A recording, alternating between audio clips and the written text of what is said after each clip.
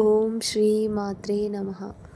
ఈరోజైతే పూజ చాలా చక్కగా జరిగిపోయిందండి. ఇది వచ్చేసి మంగళవారం రోజు పూజ అన్నమాట.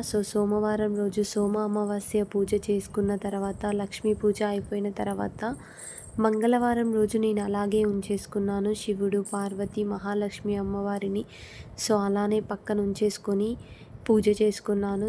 ఈ మట్టితో చేసిన లింగాన్ని కూడా అలాగే ఉంచుకున్నాను. మళ్ళీ సోమవారం వచ్చేవరికి అప్పుడు తీసి నేను ఒక బాక్స్లో స్టోర్ చేసుకుంటాను అన్ని శివలింగాలని కూడా.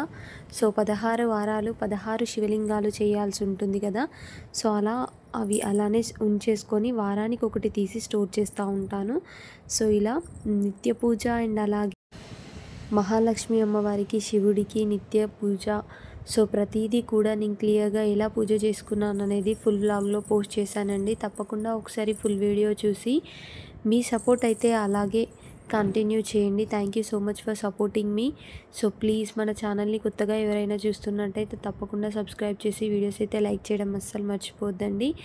మీరు లైక్ చేయడం వల్ల ఇంకొంచెం షేర్ అవ్వడానికి ఛాన్స్ ఉంటుంది. Please do subscribe and share our videos and thank you so much for supporting me. Please do subscribe.